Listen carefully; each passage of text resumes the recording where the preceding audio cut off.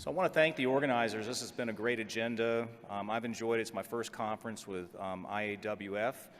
I'm a research biologist with the US EPA.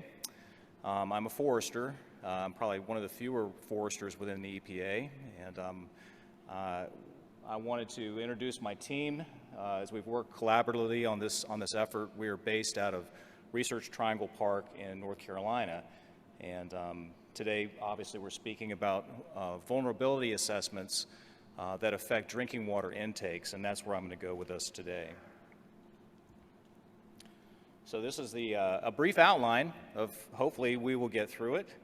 And I wanted to start off, though, by really getting into a narrative of, I think it'll frame what we're really talking about here regarding the impact of wildland fire on water quality.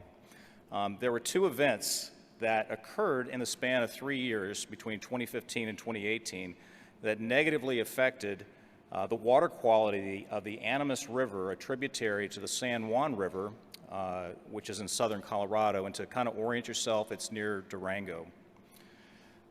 So in August of 2015, there were crews that were supervised by my agency to mitigate the removal of toxic waste from the Gold King mine. They accidentally released 3 million gallons of toxic waste in just under 1 hour that eventually got into the creek and then fed into the Iiames. And just from a raise of hands, do you guys remember this event? Okay, very few. It got national attention. And to get perspective of how much, that water tank's a 1 million gallon water tank on the right. So 3 of those were just pumped directly into that system. You know, the visual impact was really startling, turning the water orange. The event made national news due to the damage that was propagated, and the culpability, obviously, of my agency was a big news item. In 2018, 3 years later, there was another event that wasn't a point source event like the Gold King mine, but this was the 416 fire. One of my colleagues who's here today, Julie, was on that fire. I think that was her first fire. She and I both work in operations during the fire season as air resource advisors, and that was, I think, one of her first events. But this burned 54,000 acres, and not a mega fire by any extent. However, the impact was fairly significant. Let's see if this works. So in July, there was a large storm system that hit the burned out area, and it caused this flash flood that moved the debris, the ash, from the landscape into the adjacent creeks and eventually into the Iiames. This flash flood that you just saw was fairly significant, and there was some research that was done to take advantage of these two events. Excellent research by the Mountain Studies Institute, where they sampled the Hermosa Creek and the Iiames River above and below the confluence. And I wanted to just look at the comparison of the influx of the heavy metals in this study. The amounts contributed by the wildfire really did dwarf the effects from the mining spill. And so you have to ask yourself, did the 416 make national news regarding its impact on water quality? And in my world, it did. And I know it was regional. It had a big effect, but not on the water quality. I'd never heard of it. It wasn't on my radar. So, you know, what was the source of the contamination? And the Institute found that the disturbance likely was just the combustion and the release of metals that were stored up in the vegetation, the soils, and that removal. Those metals obviously moved down with these different storm events into the system. And, you know, so our interest is finding out, you know, what are the impacts to source drinking water in areas of fire activity, of high fire activity. And so our interest lies with reservoirs or lakes that have a drinking water intake. This picture here is a drinking water intake. Some are very much smaller than this one. This was a large one. But I wanted to look at this picture because obviously the influx of the nutrients that came into this system has created this algal bloom. and these things have to be dealt with as far as the types of water quality. So, our endpoints, obviously, with the U.S. EPA are the protection of air, water, and human health. And under the Safe Drinking Water Act, the EPA has established primary drinking water regulations, which are mandatory. And they have secondary, which are not mandatory, but they deal with smell, taste, and these other things that come into play. But for the primaries, they're looking for contaminants such as mercury, arsenic, disinfection products that go along with these, and they're to be followed. So obviously in the West, forests can have a major impact either positively or negatively on the water quality entering these municipal systems.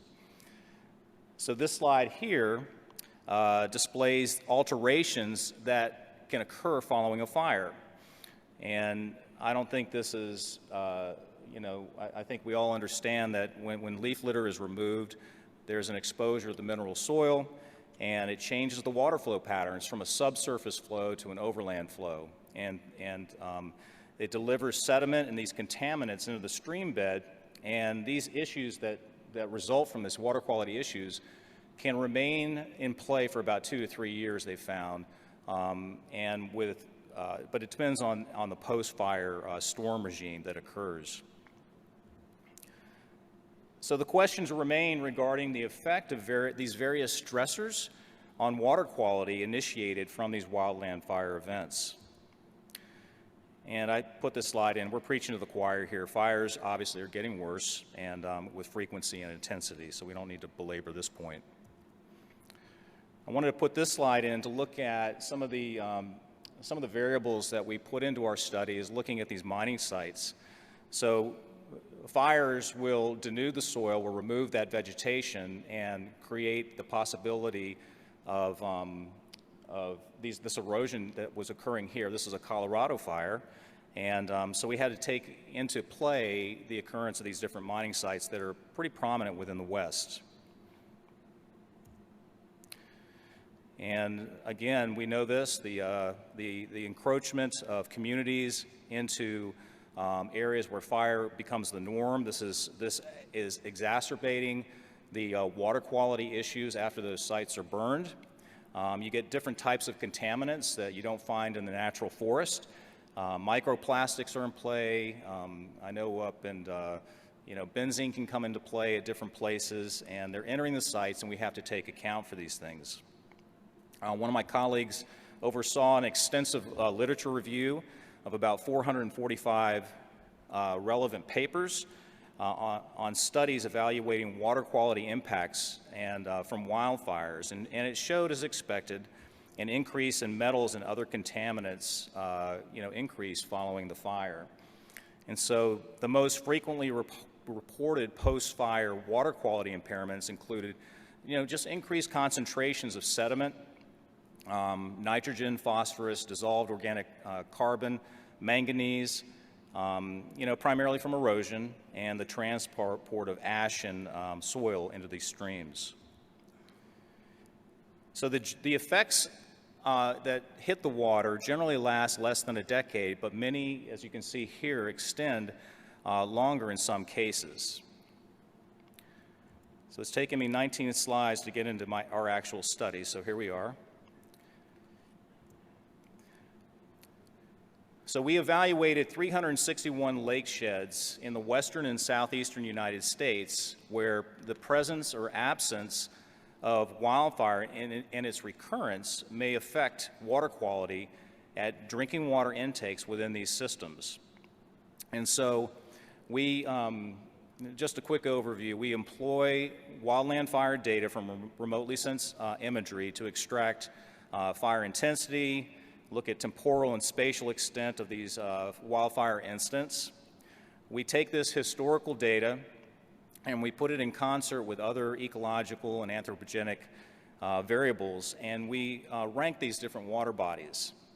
The 361 lakes were selected within our EPA regions of 8, 9, and 10, which are predominantly in the west, and also region 4, which is in the southeast. In a minute, I'll show you a map of the distribution. So the reason we picked these 361, the lake size needed to be large enough to be resolved by the European satellite sensor Sentinel-3, which has a 300-meter spatial resolution.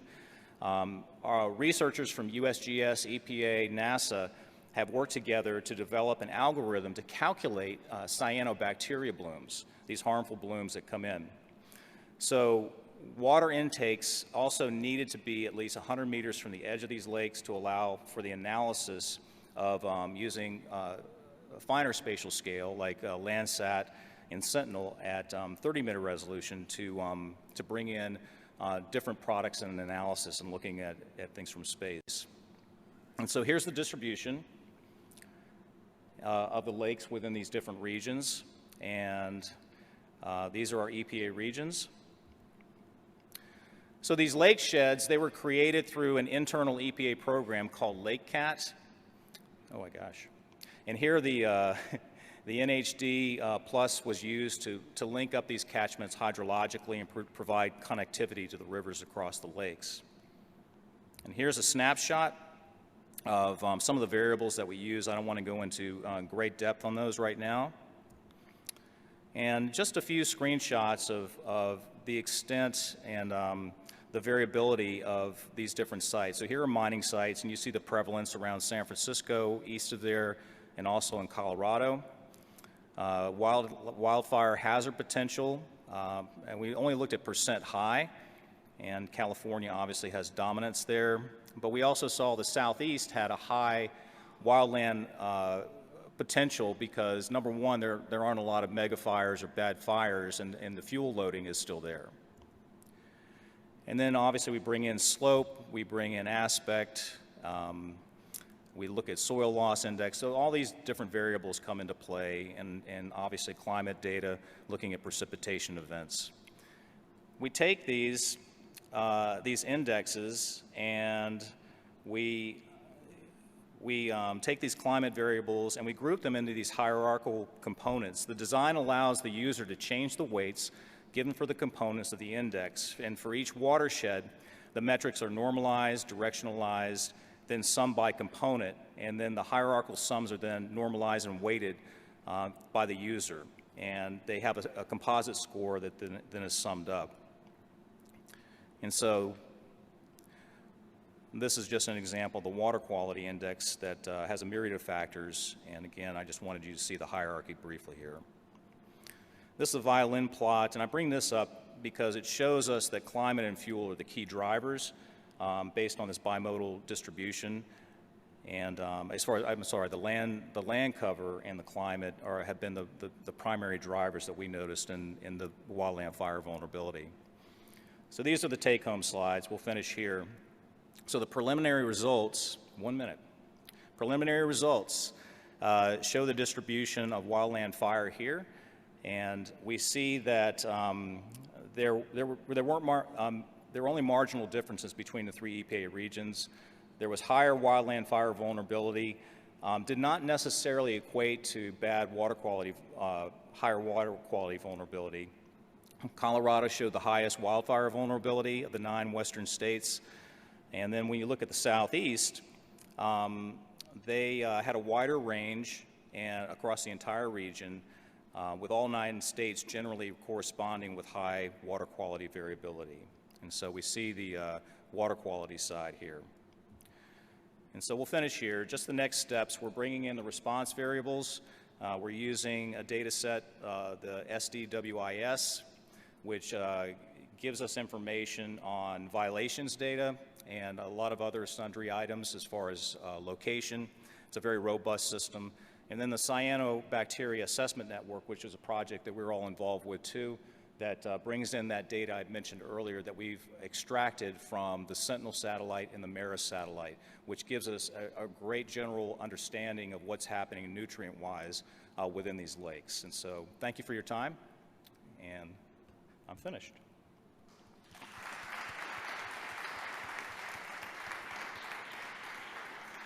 Awesome presentation, John. We have a few minutes for questions. Any questions in the audience?